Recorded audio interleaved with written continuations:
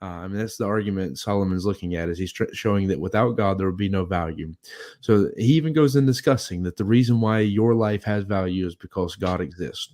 The reason why morals have value is because God exists. The reason why your decisions and stuff have value is because God exists. Because without God, none of that stuff has any value.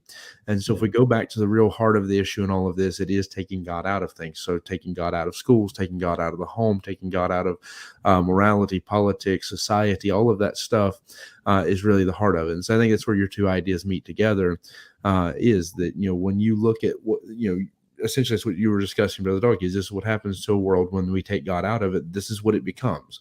And then Brother Haley, your side of it comes in and shows this is why we need God. It's because we have, this is where our value actually stems from.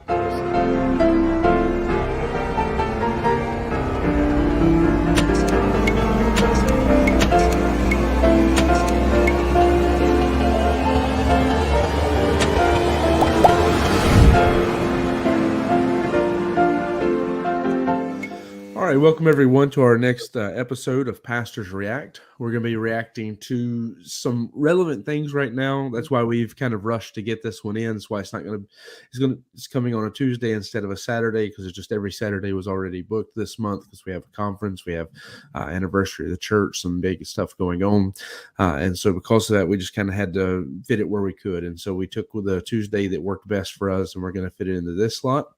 But I appreciate having my guest on today. Of course, I guess I'll introduce in the order you are on the screen. So I appreciate having Brother Jesse Haley pastoring out in South Dakota there in the U.S., and then Brother Brian Dalkey pastoring there in Ohio in the U.S. Then, of course, I guess somebody doesn't know me, I'm in Belgium. I'm Brother Junior Haley. No blood relation to Brother Jesse Haley, just through Christ. So I've exhausted the joke side of that already, so I can't make jokes about it anymore. But anyways, I do appreciate everyone who's joining us. As you'll know by the title of the video, we're specifically making sure we get into some things that are very relevant to the time right now, and we're going to be starting with Pride Month. So before we get into the actual discussion of it, and I throw it to these fellas to bring in their views of it and what they want to say about it, let me just run through a quick history of Pride Month. That way people, because you may not be aware of this, but it's actually not officially recognized outside of the United States in most countries.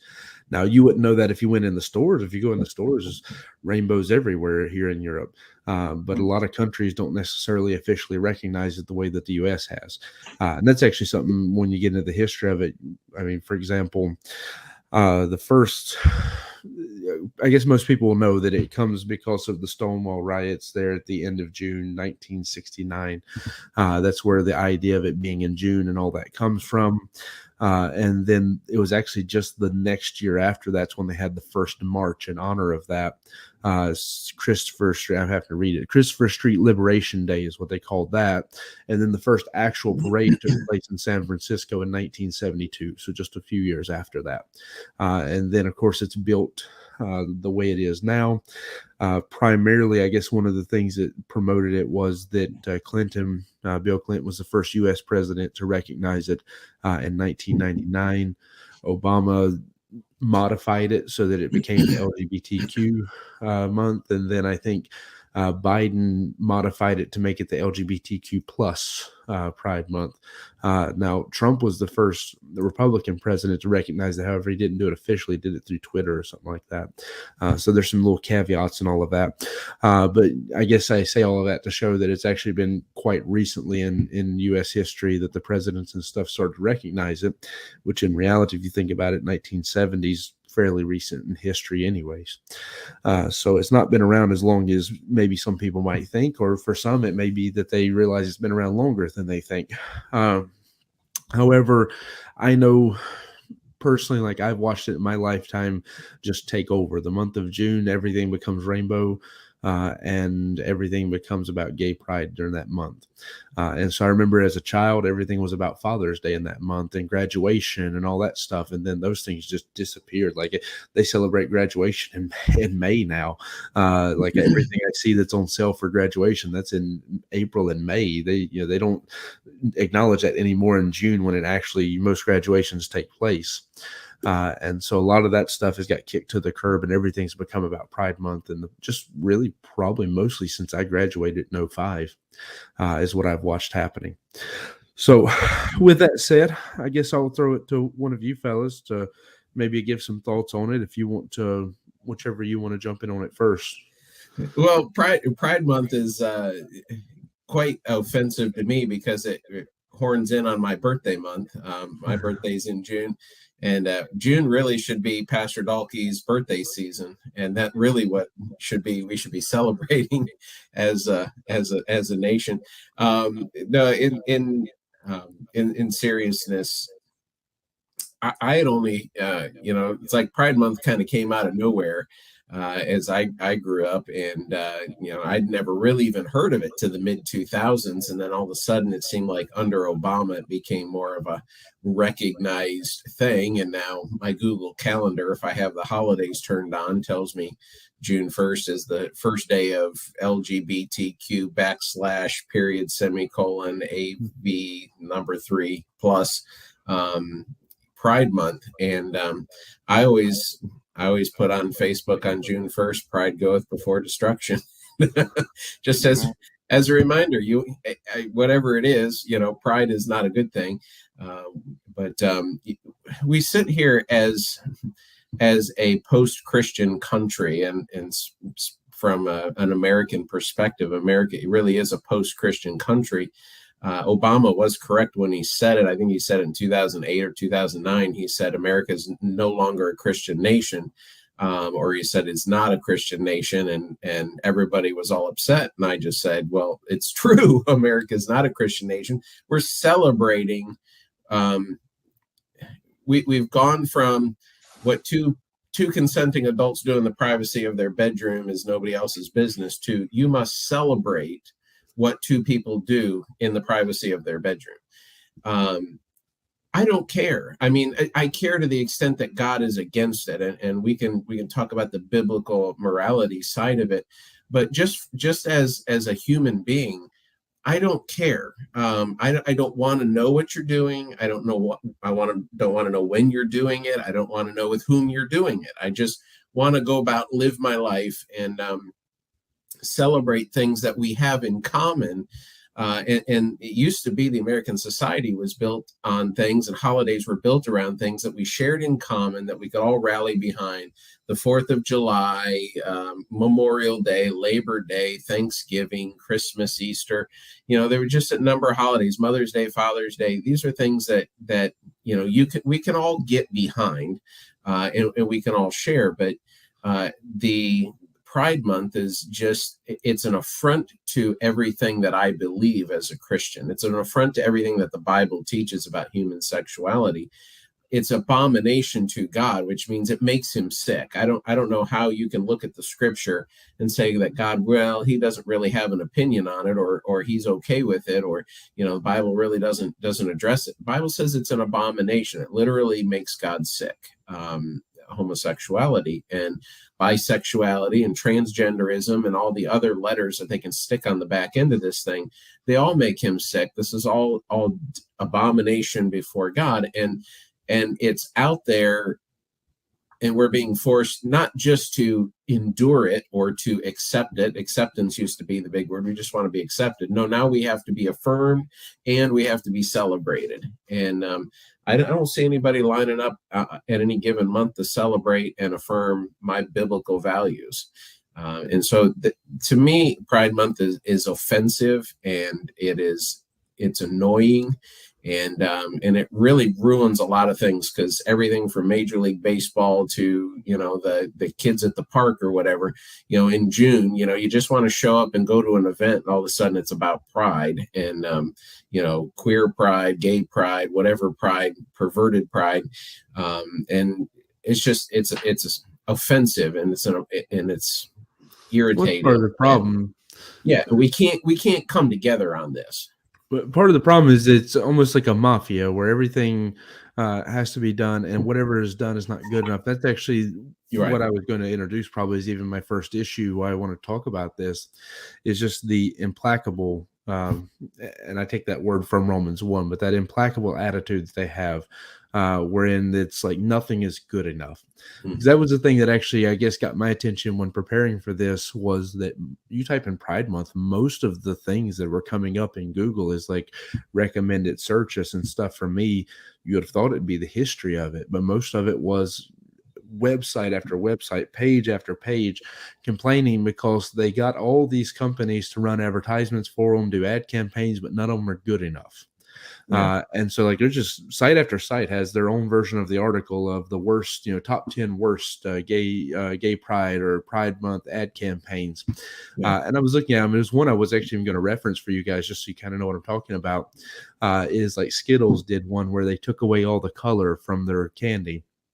And this is what it says on the bag. It says, only one rainbow matters during Pride. And then it says, give the rainbow at the bottom of it. And you have people complaining because what do they mean by this? This is too vague.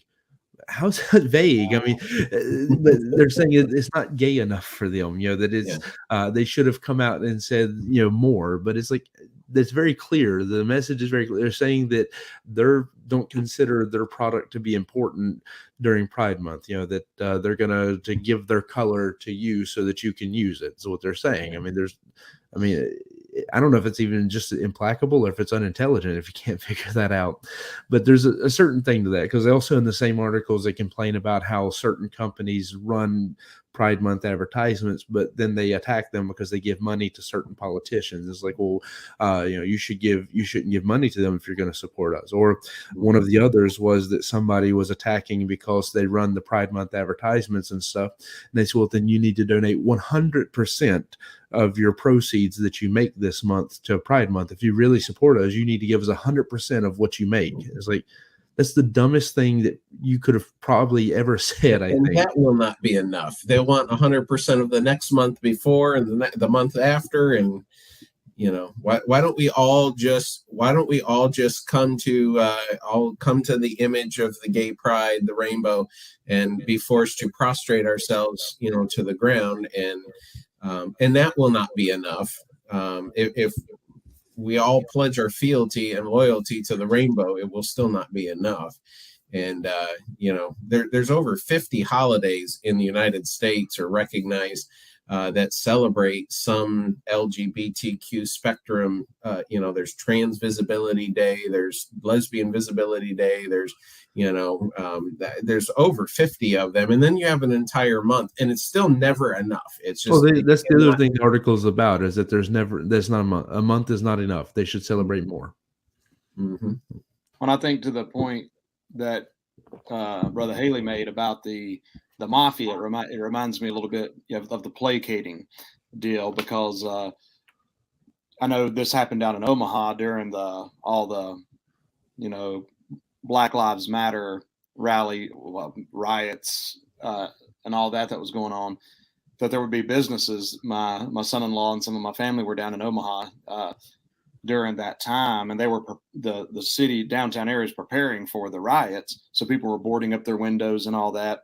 But the businesses were putting BLM on the plywood that they were blocking up their windows with, and they were putting a bunch of that stuff out there, hoping that would spare their store from getting busted up. It wasn't that they were really supporting the movement, but it's kind of like to the mafia point, you better support it or else. And and I think just the other point that I would make in there, that Black Lives Matter and this whole Gay Pride Month and all of it, to me, it's not that far apart, because I believe at the heart of all of it is the division, the further division. Rebellion, of course, comes to mind. Number one, rebellion against God Almighty, rebellion against the Word of God, and being proud of it and celebrating and having to nod at it at the very least, and of course bow down is the ultimate goal. But it's just something that's, I believe, that's been at work in our country for a very long time, that really goes back to some of the communist infiltration, communist ideals that got into universities, got into just higher education in general, and it's just really filtering on down. And it's just rebellion against God. It's wanting to see it knows. It reminds me of was it was it Alexi de Tocqueville that said America is great because America is good, and if America ever ceases to be good, America will cease to be great. And we know that on our side, but they also know that on their side. And I would say ultimately Satan, being, our battle's not with flesh and blood when you really get down to it, that trying to get America to cease being good. And if you can get America to quit being good, then you get America to quit being great. And when we're going against clear principles of God for morality, it's just out and out rebellion. It's wickedness. And it's definitely taken a toll on our society. My wife was sharing numbers with me from the percentages. I was just thinking about it, so I didn't write them down, but how that those who profess to be homosexual, whatever, how that basically it's doubled every, I don't know, basically every 10 or so years. Every generation it's doubled. Yeah, every generation for like the last 4 generations, I believe it is, and it went just all the way from 4% to now it's supposed to be like 24% or just something ridiculous numbers. But it's a sad commentary, and I'm actually surprised that it's been around as long as it has too. It still sneaks up on me. The fact I'm just like, oh yeah, it's Pride Month. What's the deal with this? And every year it actually sneaks up on me still. I haven't gotten used to it. And I would say probably for me, it's only been on my radar. It's been a minimal amount of years. I think it was Disney. Were they celebrating Pride Month back in the day? Was that what was going on then? I can't remember. But I just know that all of a sudden everything's gay, the last couple of years is when I've noticed it the most. But I think about that, the mafia angle, you got to placate, you've got to go along with it, but they're not going to be happy. I think one of the first companies to really get behind it was Google. Google started putting up on, during June, they would change the Google logo to the rainbow flag. I think there was probably for sure like other companies that were in it, but I think that was one of the first ones that really made it a popular thing, was because when Google, runs that advertisement, it makes a big deal. Yeah. Well, Brother Haley, you brought out the rebellion side of it, and you look at all of the major cultural shifts that have gone on in the last 150 years, however far back you want to go, in America in particular, and they're all angled, the opposition to those movements is always the church. They are always anti-Bible. It's not these are not, we haven't seen a lot of shifts where they're kind of religious neutral or Bible neutral. They all have a deep spiritual context to them. The sexual revolution starting in the 60s was an anti-marriage and anti-home.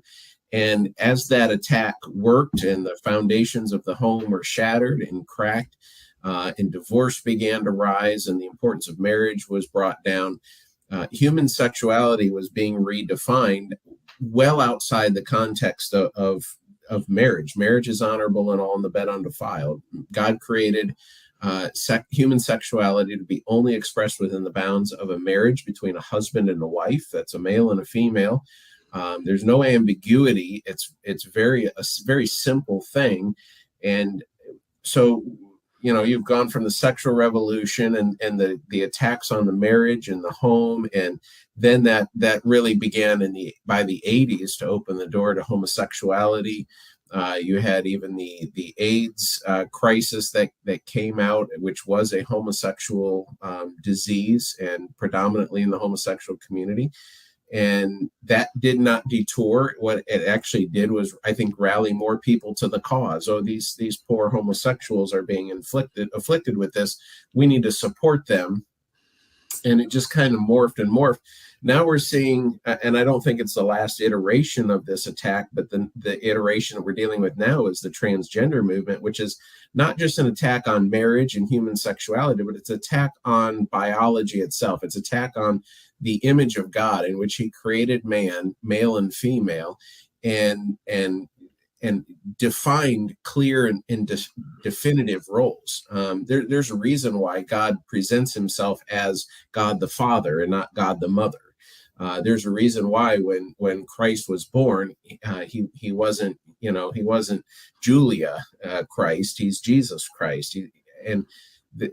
There's just an attack all the way down to that core. And transgenderism is the attack that is not only really against the church, but it's infiltrating into the realm of parental rights. This idea of transitioning children in Canada,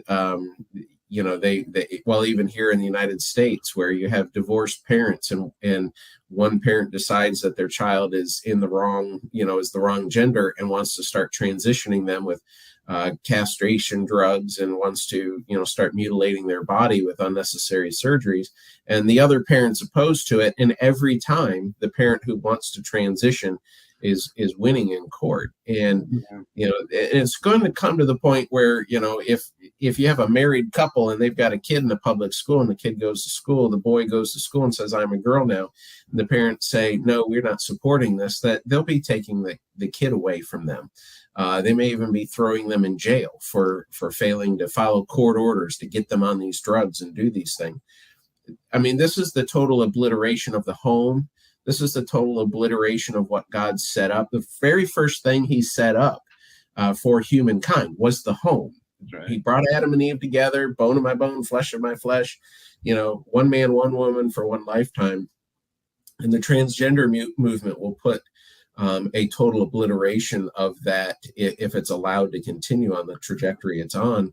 And then from there, I mean, we're already into the pedophilia movement, as I think is the final frontier of sexual. I wouldn't say final, but it's for sure the next. Yeah. Even if you think about it biblically, like what God puts in his law, the next step somewhere in there is going to be bestiality and stuff like that coming in.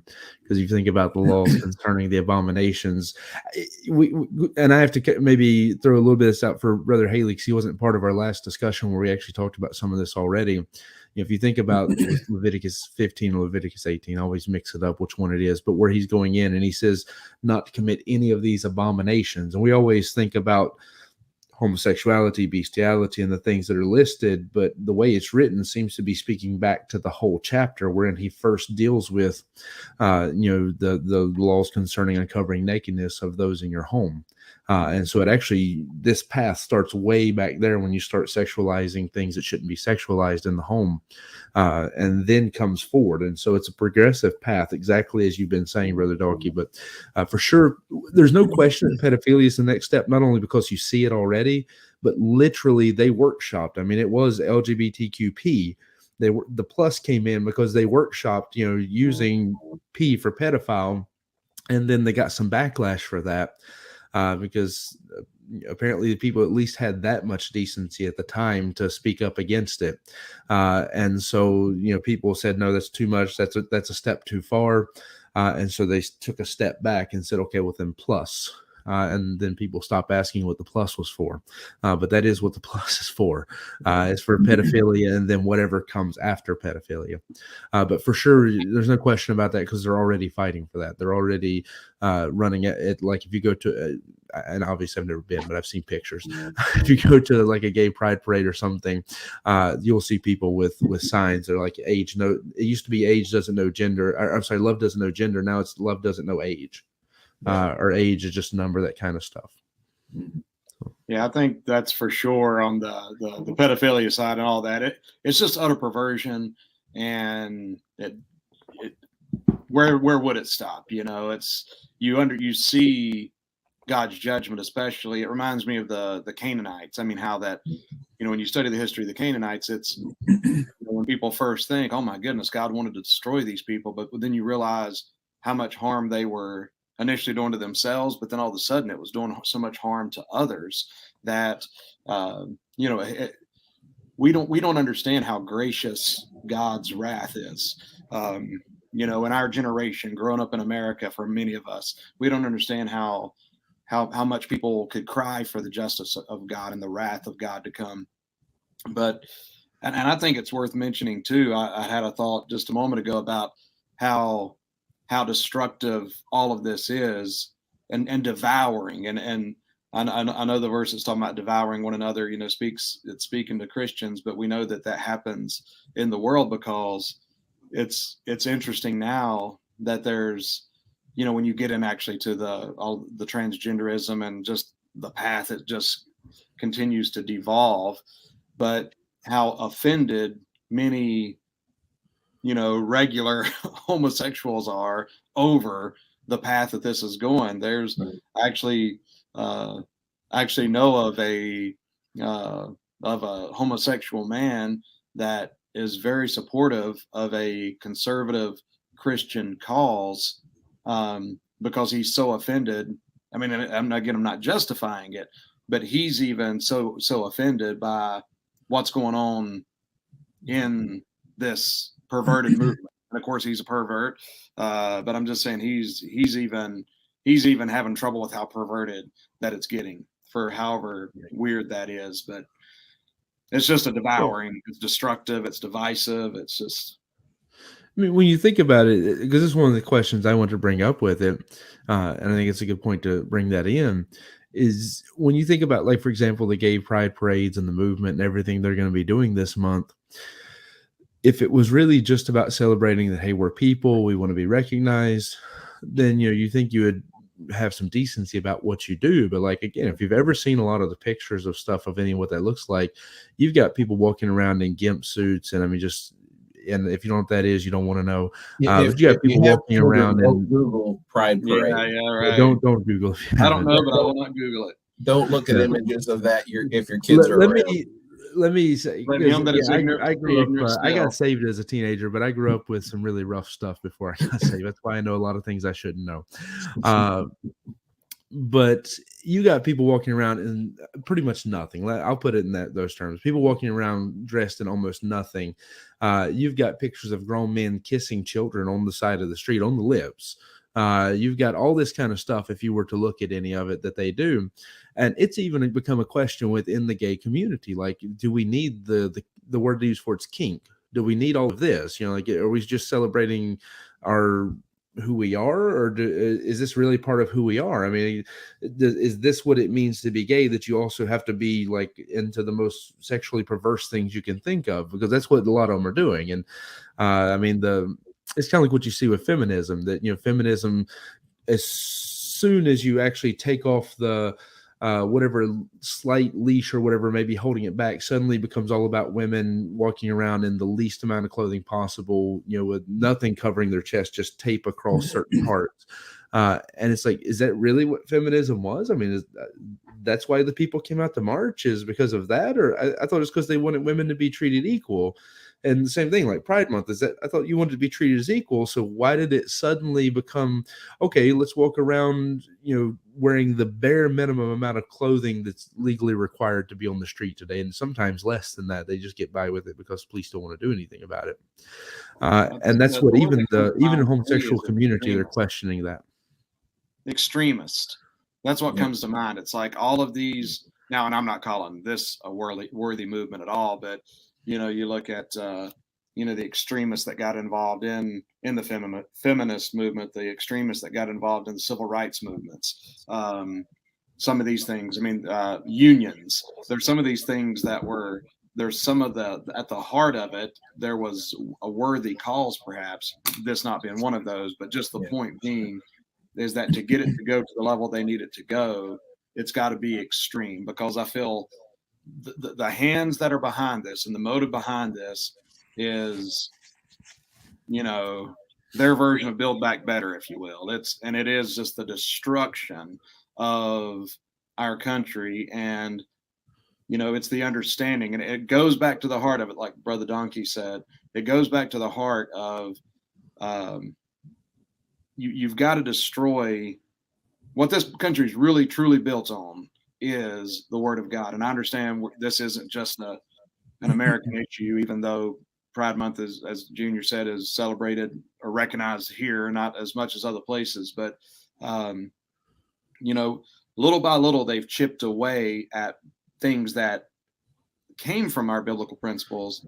But then it's got to where they begin to attack the principles themselves, and then ultimately understanding that the foundation of so much of what our society has deemed good and wholesome and acceptable, they know all along that comes from the Word of God. So it's just the more blatant the attack on God, the more extreme, the more you can't have a conversation with people. That's one of the new things, right? In the last couple of years, you can't even have a discussion to disagree with somebody and just walk away and be like, okay, well, we disagree about that, but that's fine.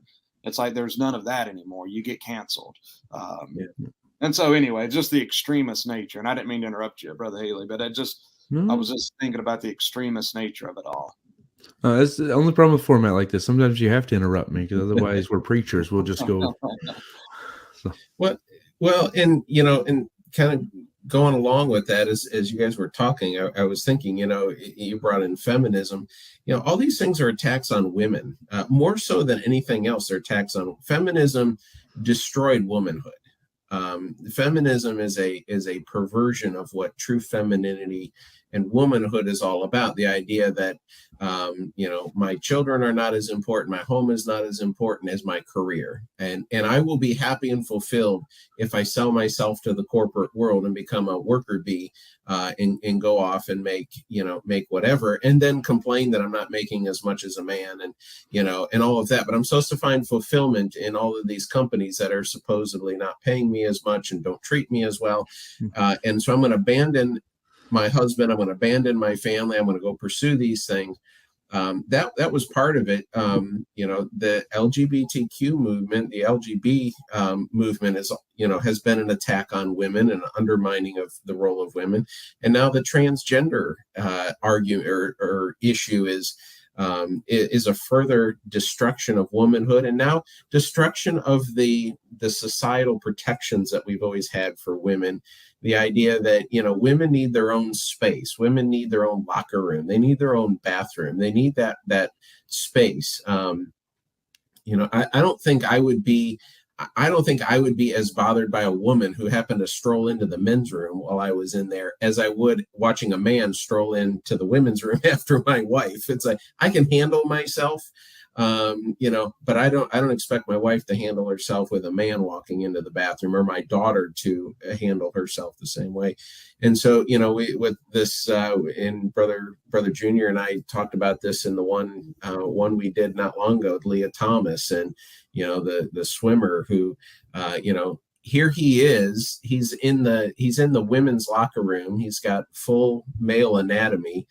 He looks and sounds like a man. He just wears long hair and takes some estrogen, and calls himself a woman. And I'm not necessarily endorsing this, but I did watch it last night. It was an interesting documentary that Matt Walsh did with, he calls it "What is a Woman?"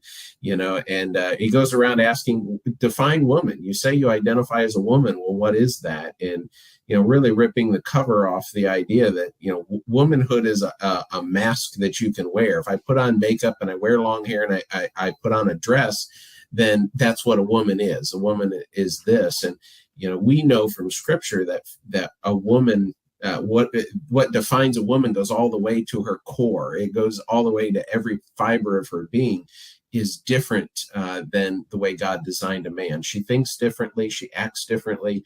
Her anatomy is a little bit different. And God created the two to complement each other. And when you blur these lines, I remember fighting the battle or hearing the fight go on. I think I was still in high school at the time, about unisex haircuts and, the unisex kind of, the unisex scents. And, there's just all these different things. And, at the time being in high school, I was like, I kind of understand the deal, but I don't really understand the full why this is such a big issue in some of our churches.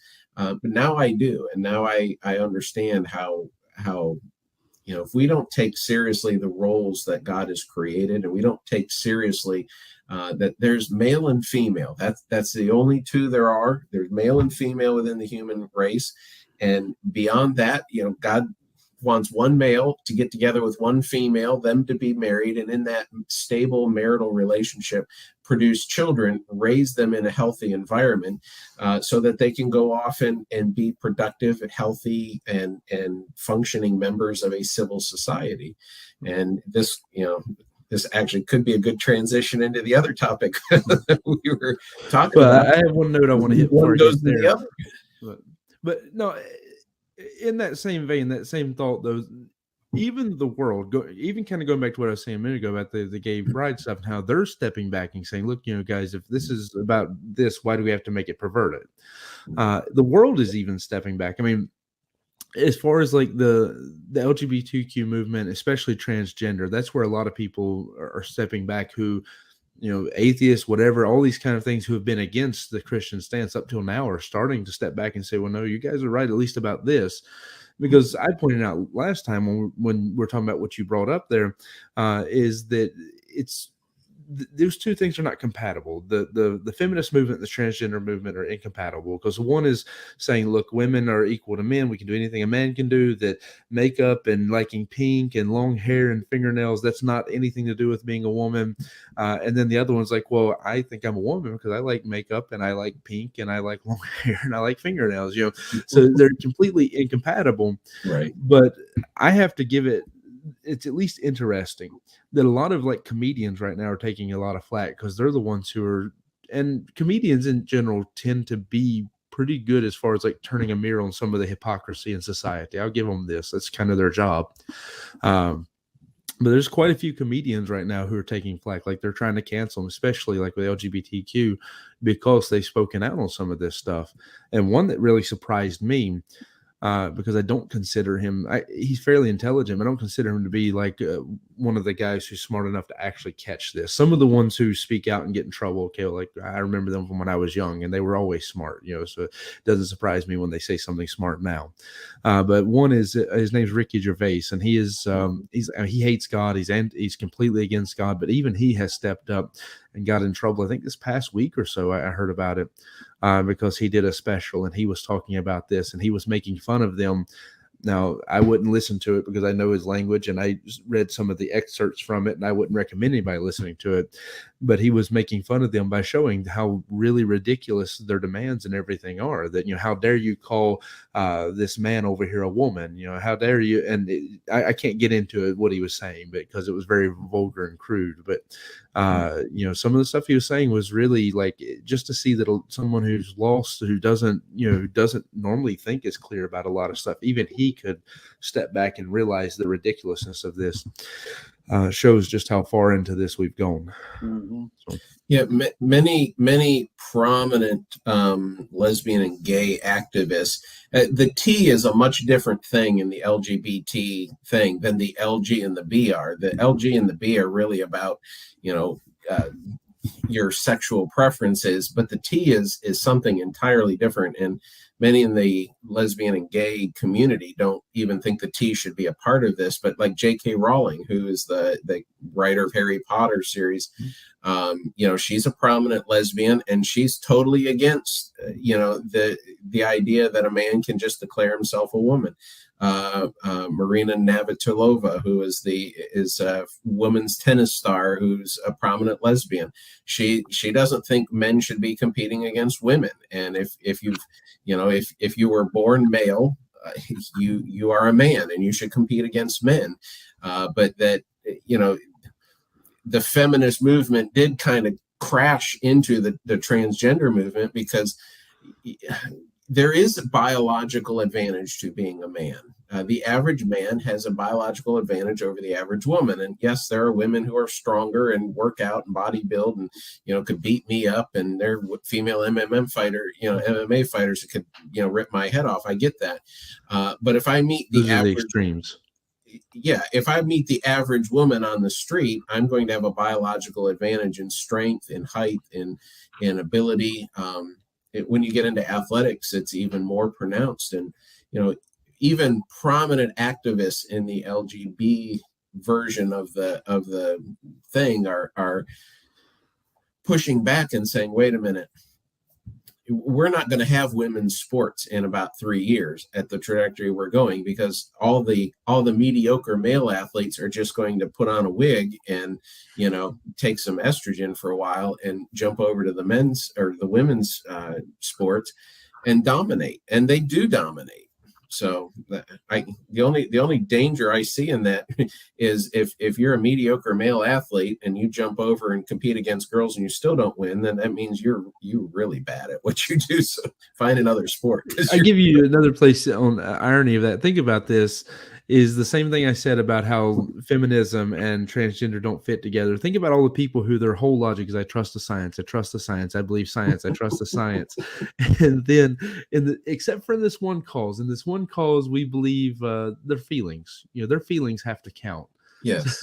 But think there's an irony there too, because it hasn't been true, but the accusation has been for, a couple generations now that we're the ignorant people of faith that ignore science. They would always try to frame the argument: do you believe in faith or do you believe in science? Which of course is you don't want to get on. You got to change the rules of the. It's a false dichotomy. Yeah, it's at the very beginning. Say, whoa, wait. But it's just like it's an amazing thing, but it's like crazy that. Of course, it's never truly been the case, because we have been people of science, even when, as fundamentalists, we generally didn't, early on, fundamentalists weren't into apologetics at all, generally speaking, but still, we're still people of science, because where the Bible speaks about science, it's correct, on and on. But there's just the irony of, not only are we people now standing, the people of faith, but then we're also the ones like, wait, what does the science say? What does the science say about a baby in the womb? What does the science say about gender? What does the science? And it's just even social sciences. What does the social science say about these kids that are, being allowed to transition? And you're proud of that. Right. And there again, it's you talk about pride going before destruction, man. It's clear, but it's like there seems to be a pride of the destruction. Right. And I'm glad, by the way, that, one of the comments I was going to make off of y'all's was, I'm glad that there are people pushing back. I'm often encouraged. I find hope. I see the way the world is going, and our country more specifically. But man, I'm often encouraged when I see the kickback, and when I see people that are standing up against it. And again, whatever it might be, but you see leftists and liberals that are saying, wait, this is too far. We agree that it's too far, too fast, right. But it's actually is too far, too fast. I think even for some of them, to where, I don't know, there's a hope of, awareness, but they're so vicious, and they're so vocal, that it's a tough battle. But I'm glad that there are people in the battle, for sure. And that brings me to, since Brother Dalkey was trying to move us over to the other subject, that actually brings me to my next thing I want to use to talk about a little bit and bring us into the other idea. Is the reason why I brought this up is because I want to talk about Pride Month, and I want to talk about the danger, which I'm glad you started us out right out the gate with, pride cometh before destruction, because that's actually why I want to talk about this, because it's a dangerous thing to celebrate certain things. Some things shouldn't be just openly celebrated. And so we talked about this in our Pastors React about transgender, about how that people who are transgender are far more likely to be depressed, suicidal, so forth. I gave several examples that time. I went and did some research on some numbers today, and I found that a lot of leading studies show that people who are any part of this movement, LGBTQ plus, are 6 times more likely to have some kind of anxiety or mood or emotional disorders that are attached with it. There are 3 times more likely to be prescribed and be taking antidepressants. And this is as opposed to people who are not part of the movement of any kind. So, that's not saying like Christians versus this. This is just, you could be comparing alcoholics versus this. This is just society in general that are not LGBTQ plus versus LGBTQ plus. 6 times more likely, 3 times more likely, and more than 6 times more likely to commit suicide. And the argument, though, with that, Brother Haley, it's crazy how that it's one of those, again, it hurts your head sometimes, because they try to use that same argument on why we need to be more supportive of them. You But know, that's what I'm getting ready to say. oh, we need to celebrate this because it's like, no, you don't. The social science, it's not that they need more support from us. They need support from us saying, hey, there's a better way. God has a plan for you, your sexuality and your life and everything. But anyway, they try to use that argument. It's two different sides looking at the same problem and having an entirely different reaction. We look at the people who struggle with gender identity and sexuality and things and see them suicidal, more likely to be suicidal, more likely to have a lot of negative outcomes in their life. And we say, well, the answer to that is to turn away from that and to embrace God's truth about sexuality and gender identity and all of that. And what the other side says is, no, you haven't embraced it enough. That it's kind of like communism. It never works. It's because we haven't tried it the right way. If we try it a little bit harder, it will work this time. And no matter how hard it's tried, no matter where you try it, it always fails. And that's the left's. That's always the progressive idea, progressive solution to social problems is, well, we just haven't gone far enough yet. If we go a little farther, then it will work out. If we mutilate the body of this boy, if we cut off his genitals and we pump him full of estrogen and we go through all of these things, he will in fact, as pretending to be a woman for the rest of his life, he will in fact be happier. When he can't have children, he will never be pregnant. He'll never have a period. He'll never, go through any of the things that define a woman biologically. He'll never have those things. What he'll be is a male playing out the caricature of a woman. And that's why that after 7 years, you're actually more likely to commit suicide. After having all these surgeries, you're more likely to commit suicide than if you don't. And of course, as adolescents, the overwhelming majority of adolescents who struggle with gender dysphoria resolve that after puberty. And the ones that transition, by and large, regret their transitions. And once they've had the surgeries, once they've blocked their puberty, there's nothing they can do. They'll always be in a mutilated form of one kind or another. They'll never have. Most women become infertile when they take testosterone, and of course a lot of men become infertile taking the estrogen. So if you don't allow puberty to develop naturally, you permanently disfigure yourself. And and that's why giving this stuff to kids is just insane. 10, 12, 14-year-old, even 17, 18-year-old, it's just insane that we would give in to somebody who doesn't yet know who they are and what they are, and let them explore these insane and absurd ideas of gender. Absolutely. But I mean, if you think about it, going back to your idea of how it's, two people looking at the same problem, different solution. If you were to apply this to a different scenario and you have somebody who they struggle with alcohol, and the more they drink, the more they ruin their life, the more they get hurt by this, the more they hurt people around them, the more emotionally they become unstable. And we were to look at that and say, well, I think the solution is that we make them feel better about this. Like if we see him getting in his car and he's drunk, we don't say anything about it. We don't shame him. When he's at the bar and the bartender says, I think you've had too many, don't you tell that bartender to leave him alone. We stand up for him. We protect his rights. I think anybody for the most part would agree that's insane. Like that's not how you deal with it. That's psychology. That's true sound psychology, which again is a science. That's sound stuff. Exactly. And so I think when you take that, like we as Christians, we look at it and realize this is what's making you miserable. This is the cause. This is why you're depressed. This is why you're unhappy. And the deeper you go into this, the more it hurts you. It's like you got a thorn in your hand, and the more you're pushing, the more it's hurting you. Or as God told Paul, you're kicking against the pricks, and the more you're kicking, the more it's hurting you. Their answer is, well, then stop, take the prick, don't make them feel bad about it, but let them keep, kicking and damaging themselves. Don't just take out the nerves so they don't feel it. Let it still be there and stab them and wound them, but don't take away the damage, or the take away the feeling of the damage. But if you think about, like, in terms of gay pride, homosexuality has not been the pariah and things it was in the past, and pretty much since around the time I graduated high school. Like almost immediately after I graduated high school, all of that dropped, and you have, homosexuals making out in the front of the school. Nobody cares. It's celebrated. Like nowadays, one of the reasons a lot of people going to college become homosexuals or, identified in one of these various different things is because of the fact they go into the college, and the first thing they're being asked at college or university is, well, what are you? And everybody, well, I'm, this and this and this. And then you got this one guy like, well, I'm straight. And you're the oddball, you're the weirdo. So people learn to try these other things and become these other things so that they can fit into a society that doesn't, that has said that if you're straight, if you're this, you're weird.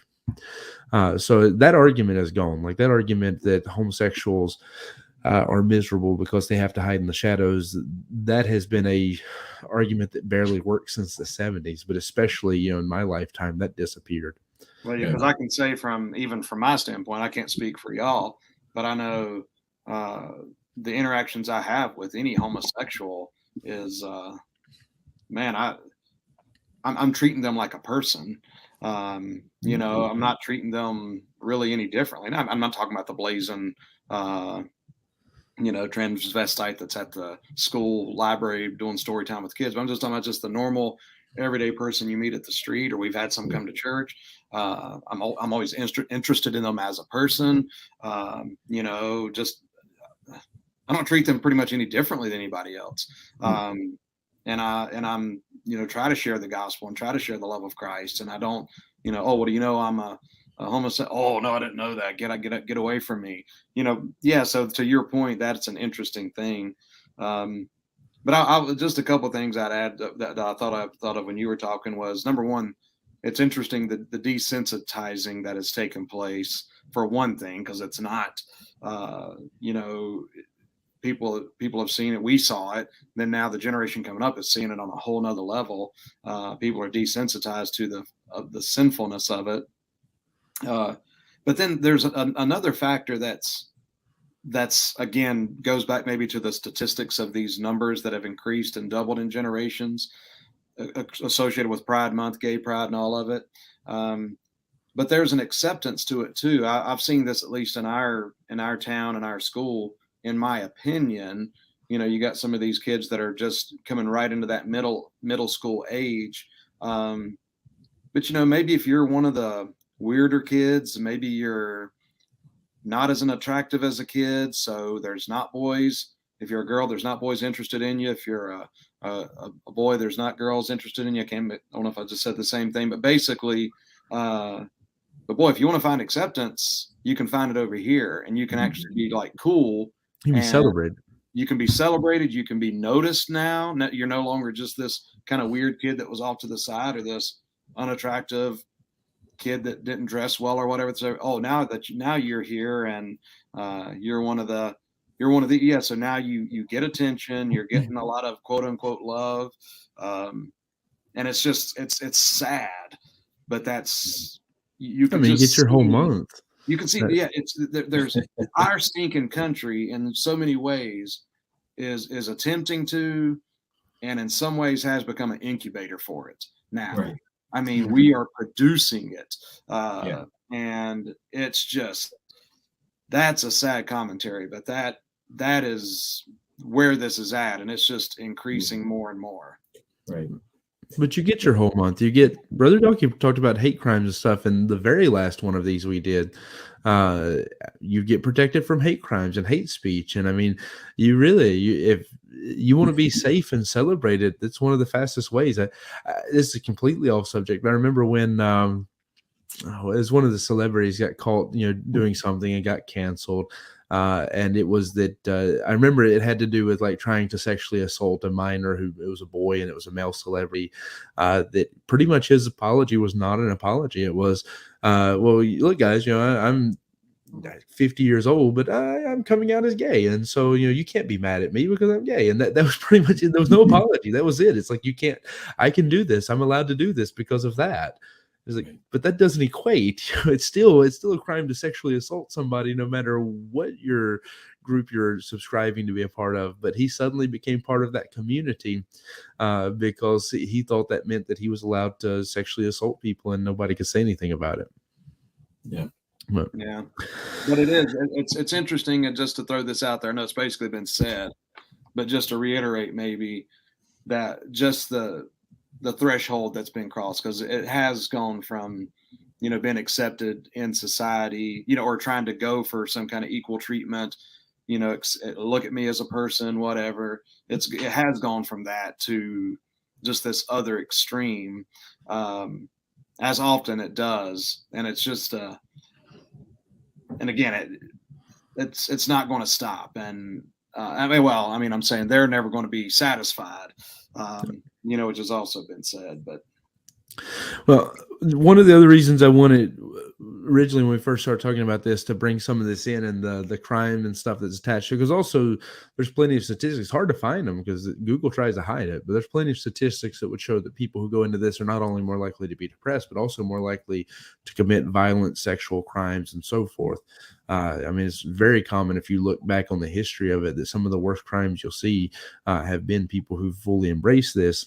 And so while this was actually, as far as I can tell, not true, it originally was the way it was reported. And so that's why I bring this up is, how'd you tell me to pronounce the name of the school where the shooting happened? Uvalde. So the shooter there, Salvador Ramos, apparently, according to what's being reported now, was not actually transgender. That it was a bunch of people on one of these online like Reddit type things just decided, hey, let's go ahead and report this and see if we can get news sites to say it. And it worked.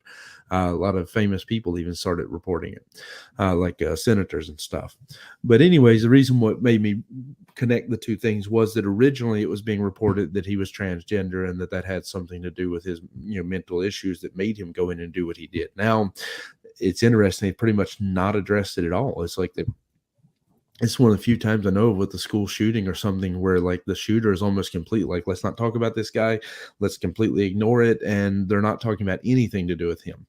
So it's very interesting to me because it's originally that was what was being reported. Then they, come out and said, no, that's fake. That's not real. And then they just like, let's not talk about it. But I wanted to give you guys a chance because while that's not the case in this situation, it is something that sometimes there's some connection there to use this as a transition to get over and talk about another very relevant subject right now, and that is the shooting there at the school. And so I don't know how well you fellas have been following it. It's not something I've been able to follow as much. It's not something even here in Europe that people are as aware of in general. It's a very tragic situation. I've heard some very interesting stories, like of the guy who actually killed the shooter, and then also all the stuff with the police and the lack of response. In fact, even right now, this may be something one of you can tell me more about, but most of the headlines I saw right now are about the fact that the police have stopped cooperating with anybody. The police force, they're not cooperating with anybody trying to investigate and see why they took so long to respond. Yeah, no, I've read reports of that. I hesitate to repeat a lot of the things I heard because some of, so much of what we initially heard was not true. And so I hesitate to say as fact certain things. We do know as a fact that the Uvalde Police Department and the school resource officers, the police officers that were there at the school, part of the school, have not been cooperating or engaging in the interviews with the I believe the state police there in Texas to find out what's going on. But there's been a lot of secondhand reports, eyewitness reports that, they were outside the school for as long as 40 minutes, 45 minutes while the shooter was still inside, and they knew it was an active shooter situation, and they didn't move. Now, I'm sure in time, when the investigation is done, the timeline will come together. Maybe some things make better sense, but the mass shootings and school shootings that we hear about are still statistically incredibly rare, and they're overblown in the media to try and disarm the 100 million Americans who own firearms and who lawfully carry them and abide by the laws and do the things that they're supposed to do to defend themselves, to engage in recreational shooting, hunting, and that kind of things. But also our primary purpose in America for people to own a firearm is self-defense, to be able to protect their home, their family, and their own life when they need to. And that is under assault from the left as well. and they use these things to glom on. But you come back to the shooter himself, and I don't even need to hear the actual bio of the shooter, and I can tell you it's more than likely, statistically, it's almost always a young man. He's going to grow up in a broken home. His parents will be divorced, or they'll be if they're still married, their marriage is a disaster. Or the dad's abusive. Yeah, one of them's abusive. There's almost always substance abuse issues involved. More than likely, they spend hours a day either playing violent video games or listening to heavy metal music or something like that. And what is missing in the life of every single one of these mass shooters and school shooters is a personal relationship with the Lord Jesus Christ. What's missing is somebody who, you don't hear about the kid who, he grew up, he went to Sunday school, he was a member of the youth group, he got saved when he was a kid, he got baptized, he goes out soul winning, his parents love the Lord, and they dress right, and they listen to good music, and they spend time in the Word of God together, and then he went and shot up a school. You never hear that. These are always people who have grown up in the humanistic world that we live in, who've been deprived of a relationship with God, deprived of the knowledge that they are a special creation of God, who God loves them, died on the cross for them, wants to spend eternity with them. They can find acceptance and hope and love and peace all in the Lord Jesus Christ. And they've never been exposed to that in a meaningful way. And so they are literally the product of the godless public education system that we have here in America. And I'll jump right on that to say that the hypocrisy, the heartbreaking hypocrisy of it all too, from the standpoint of what happens. But it's to your point, it is people exactly what you said that have been taught and have normally bought into the teaching of humanism, which is a religion, bought into the teaching of humanism. And so you've been taught that you and everyone else in this world is a total accident, random chance. There is no God. We aren't special. We have no purpose. Like a weed grows up in our yard and lives and dies, or like a rat or anything else. That's what we do. There's no soul. There's no consequences. Good and evil is totally based on your perception of it, your personal perception. What you call good is good. What you call evil is evil. Not even taken again. There's so much you have to leave God out of. You're ignoring God in so many of these things to even go on good and evil. But again, the point just simply being that that's what these kids are taught. That's what the people who teach them this, the people who are pushing this. Then this kid does this. Number one, well, what if this wasn't wrong to this kid? Maybe this was right to this kid. Maybe from his perspective, you know what? No, this is a good thing. And not only that, these kids have no soul. They have no purpose. They just like anything else. And I'm just talking about the humanists try to come out and be outraged. The humanists have no right to be outraged. The humanists, that this is what they teach. This is the product of their teaching. You can't, on one hand, teach that, then on the other hand, talk about the tragedy of a loss of a human life. What is a human life? It's nothing from what they teach. So that's one of the things that really burns me about it is the disaster of it all. So anyway, that just to piggyback on what you said, that's one of the true heartbreaking things about where we're at in America as well, or in the world for that matter, I suppose. But, well, that's why I wanted to tie this in with Pride Month. One is because it's something very relevant right now, but the other is because while we talked about the dangers of celebrating that side of things, there's also the danger of this other direction we're going as well, which, I mean, they're not incompatible. They go together. But the humanistic approach we're taking to stuff, evolution, its prominence in the school system and so forth, because I don't know, like, I guess I'll give the example. I don't know if either of you know, there's a guy with YouTube, it's Acts 17 Apologetics, I think is the name of it.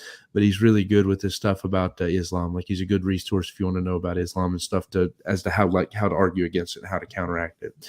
I have no idea like his other doctrines, so I can't promote him. But I know like with that, that's his specialty. He's good at it. but his testimony of how he got saved is he was somebody, he's very intelligent.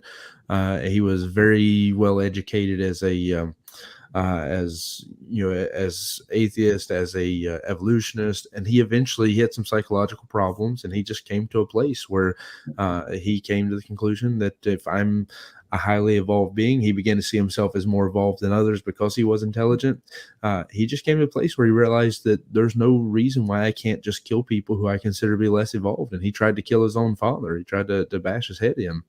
And thankfully, he wasn't successful, but he wound up going to prison. And while he was in prison, somebody began to share the gospel with him there. He wound up getting saved, and God just made a complete transformation in his life. But his testimony is really powerful when you hear the impact of being taught your entire life you're just a highly evolved animal. He's really, really good testimony on that. But if you think about it, like, it's one of my biggest pet peeves is when somebody says that Christianity and religion and so forth are the biggest causes of genocide and war and death in the world. But in reality, most of the major conflicts we can look at in recent history have been because of eugenics and evolutionist beliefs. I mean, Hitler was eugenicist. Most of your major genocides in recent history have been because of that. Whereas, like, if you look at Bible Christianity, the only thing you're gonna be able to point your finger at is the going into Canaan land and the Jews going in and taking over Canaan land. That's a whole big can of worms. If you're going to try to use that as argument that Christians shed a lot of blood, it shows somebody doesn't know what they're talking about in the first place. Well, they use Catholicism for that, which again, they go to Catholicism, but Catholicism is not biblical Christianity. So, that'd be like me saying, well, there's another guy over in this other city named Jesse Haley, and he murdered somebody. So that means this Jesse Haley is also a murderer because they use a similar, they have the same name. Right. And I don't want to get, well, go ahead, Brother Donkey.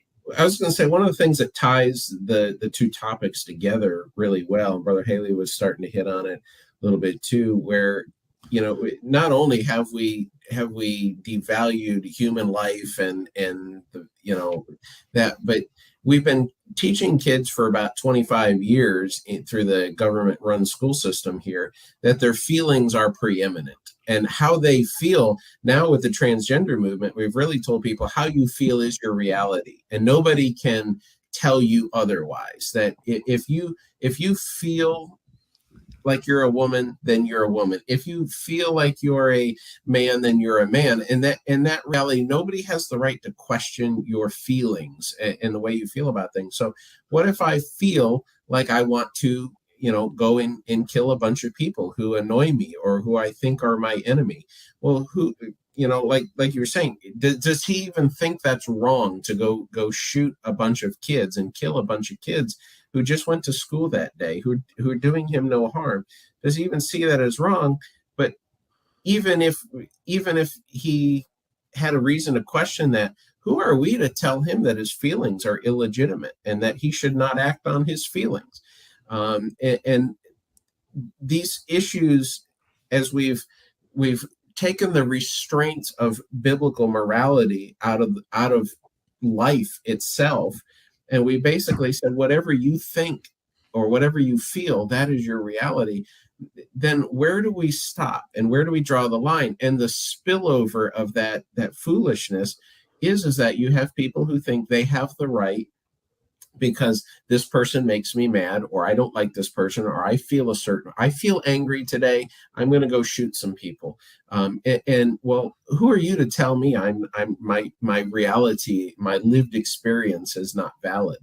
And that's really a big part of the connection that I see between the two is, it's just as it says in the Old Testament, every man did that which is right in his own eyes. I determine my own morality.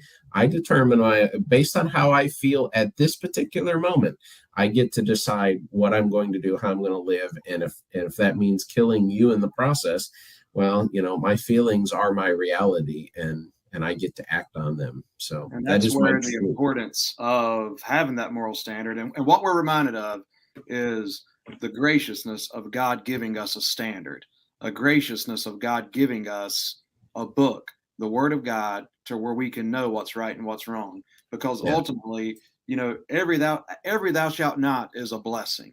Every thou shall is a blessing. When God says, just like as a parent telling a kid not to touch a hot stove, not to not to go mess with this wild animal, whatever it is.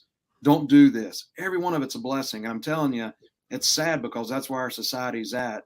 We're talking about people here. We're talking about people that God loves and that we love.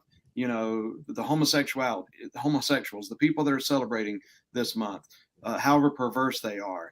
God loves these people, but they're going against God's moral standard, and therefore they're miserable. Therefore they're suicidal. Therefore they're lost and they're destroying themselves. They're destroying others. This kid in Texas, same thing. No moral standard. But God graciously gives us this moral standard. But the world they're confounded right now because it's like they want to have a moral standard, even though the humanism teaches there is none. But they come back again and go to this kid, go to the homosexuals. Well, it's not good that you're against us. Well, Apologetics 101. Well, where exactly do you determine? What's the determination of what's good? What's the determination of what's bad? So I think that's something that again, God, it's a gracious thing that God has given us this moral standard, and that's what this world needs. So, man, we just need to keep on standing for it, communicating it. And again, there's nothing more gracious than loving than trying to introduce people to a standard that's going to keep you from destruction and it help you go into blessing, blessing over cursing. Speaking about what Brother Dalke was saying, there's a book of the Bible for this. It's the book of Ecclesiastes. And so this is probably a good tie between both of what both of you are saying. The book of Ecclesiastes is showing us that if there were no God, if we're looking at this just under the sun and we're looking at what we can see here on this earth, then everything is vanities. None of this matters. And essentially your life, you can just do what makes you happy.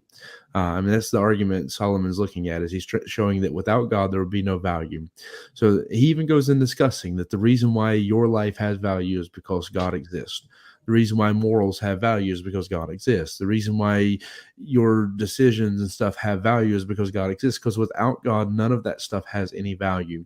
And so if we go back to the real heart of the issue in all of this, it is taking God out of things. So taking God out of schools, taking God out of the home, taking God out of morality, politics, society, all of that stuff is really the heart of it. And so I think that's where your two ideas meet together, is that, when you look at what, essentially that's what you were discussing, Brother Dog, is this is what happens to a world when we take God out of it. This is what it becomes. And then Brother Haley, your side of it comes in and shows this is why we need God. It's because we have, this is where our value actually stems from, because the whole book is arguing if God didn't exist, then nothing you do has any matter or impact, because it's going to, be buried under the sand in just a few decades anyway. So nobody's going to care. You can be the worst genocidist in the whole world and it'll be forgotten eventually. You can be the greatest king in history and it'll be forgotten eventually. It doesn't matter if there's no God. And that's the danger of that mentality that is being taught and being pumped into our society now for a few hundred years, but a couple hundred years at least. But all right, fellas, I think we're getting to the end. We're going to start winding down. So I appreciate you fellas coming in to be a part of it. We were able to get in most everything we needed to talk about today, probably even a little bit extra. So I appreciate that. If either of you fellas need to say something, though, before I wind it down, I'll give you a chance to do that. Go ahead. No, I think I hit the things that I wanted to say, and again, the need is what I posted in the wake of the Uvalde shooting was, this is a world that needs Jesus. America needs Jesus, and it's our job to get him to them. So, amen. I echo that. No, I agree with that completely. I mean, and I hope anybody who listens who maybe doesn't know understands that we're not trying to be insensitive to the people there and what they're going through. We're actually just speaking to the danger of why things like this happen. Because actually, as we're recording this, another shooting has happened in a hospital, and I don't even know if you guys know about that yet. It's like just today, another shooting happened in a hospital. So all of this stems from a society that's turned its back on, as we talked about in the beginning, the home. But in reality, if you go deeper, it's really turning it back on God that's led to all this other stuff as well. All right. So I appreciate everybody being a part of this. I appreciate your fellas' time coming in to do this. I hope it'll be a help to people. I encourage everybody. I'm trying to get better about doing this. I encourage you to, like, share, subscribe, whatever you got to do to get more of this stuff and to give it out to other people. And we do a lot of these things. We do at least one of these type of videos a month. But we're doing a lot of things trying to get the Bible out to people in different formats. And so I encourage you to be a part of that. And then, of course, we hope this has been a help to you, and that wherever you're at hearing this, this is coming out on a Tuesday. I'm used to being Saturday. I was about to say be in God's house tomorrow, but Tuesday, a lot of places have church on Wednesday. So I guess it'll still work. We do. So hopefully we'll see our people at least in church tomorrow. But I hope everybody has a good evening. We appreciate you being part of the live stream with us.